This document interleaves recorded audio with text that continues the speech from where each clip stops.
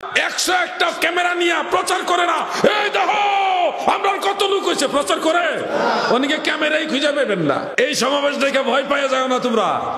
এরকম সমাবেশ আমাদের মাইজভান্ডার দরবার, এদিকে এনায়েতপুর, সারসিনা, ফুরফুরা, ফান্দাউক, ফুলতলি, বাংলাদেশের শত শত দরবারে লক্ষ লক্ষ মানুষের সমাবেশ হয় কিনা বলো?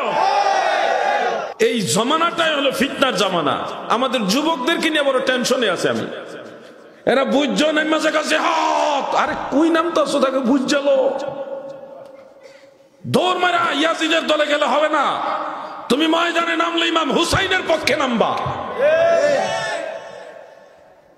ইয়াজিদে ডাক দিলে দৌড়ে গেলে ও ইয়াজিদের 22,000 লোক, ওনার লোক বেশি, তাহলে ইয়াজিদের লোকে আপনি যাইবেন, গেলে কি লাভবান হবেন? আমরা সুন্নিরা গলায় ছুরি ধরল কম ইমাম হুসাইনের পক্ষে। আমরা ইমানের ব্যাপারে একবার পাক্কা।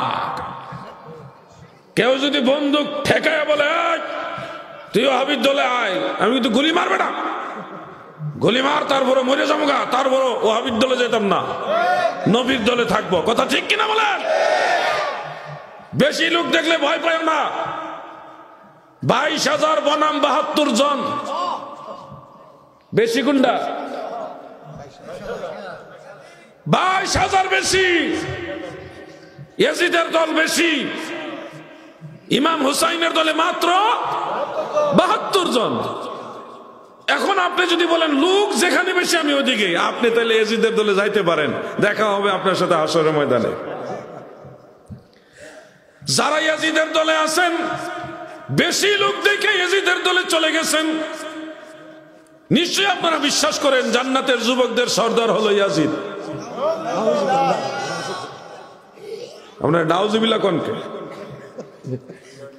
যুবকরা তোমরা বলো, আপনারা বলেন যে ইয়াজিদ জান্নাতের যুবকদের সর্দার, ঠিক বা ঠিক কোন না কেন কোন? ঠিক। ইমাম হুসাইন জান্নাতের যুবকদের সর্দার, এটা ঠিক না বেঠিক?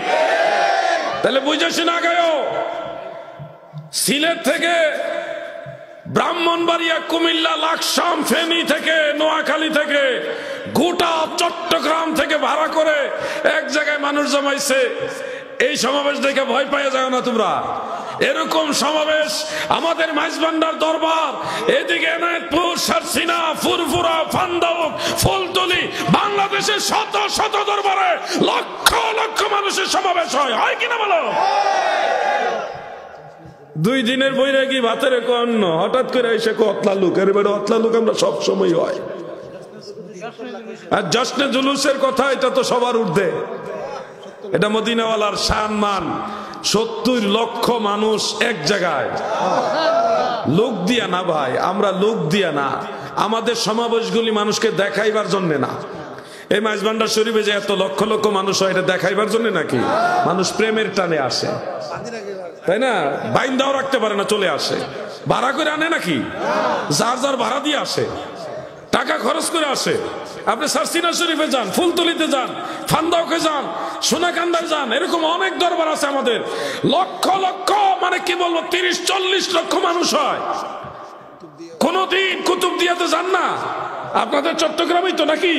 কুতুবদিয়া যান, কোনদিন মাইকিং করে 101টা ক্যামেরা নিয়ে প্রচার করে না, এই দেখো আমরা কত লোক হয়েছে প্রচার করে, অনেকে ক্যামেরাই খুঁজে পাবেন না। সোনাকান্দা দরবারে তো আপনারা যান নাই? আপনারা যাবেন, গিয়ে দেখবেন কত লোক। প্যান্ডেল, ওই যে প্যান্ডেল, এইটা 3-4টা বড় বড় প্যান্ডেল, মানুষ ভরপুর, একটা ক্যামেরাও নাই।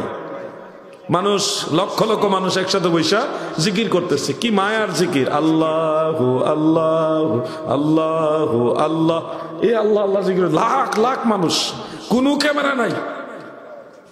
আমরা এগুলি দুনিয়ার জন্য করি না, ক্ষমতা পাওয়ার জন্য করি না, আমরা আল্লাহ পাওয়ার জন্য করি।